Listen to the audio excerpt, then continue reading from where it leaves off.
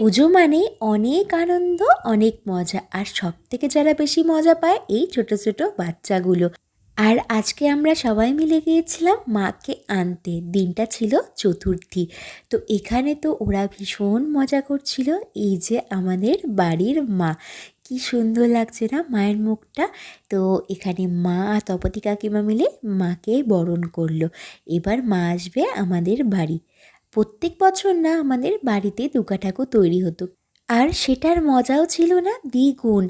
নিজের চোখে দেখা মাকে সাজানো, মাকে তৈরি করা, মাটি দেওয়া, মাটি শোকানো, ড্রেস পরানো, সব কিছু নিজের চোখের সামনে দেখতে পেতাম। কিন্তু আগামী এই 4-5 বছর ধরে সেটা বন্ধ হয়েছে, কারণ আমাদের যে আগে ঠাকুর তৈরি করতো উনি মারা গেছে, পিসু কাকু, সেই জন্য এখন অন্য জায়গায় তৈরি হয়।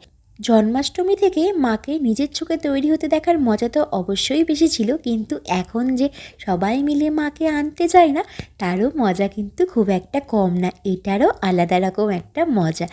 এবার যাচ্ছে মা বাড়ির পথে। আর আমরা এবার না এই সুন্দর মাঠের মধ্যে দিয়ে মাকে এনেছিলাম। শরতের আকাশ বলে কথা, কি সুন্দর লাগছিল চারপাশটা দেখতে, আর মধ্যে রাস্তা দিয়ে যাচ্ছিল মা।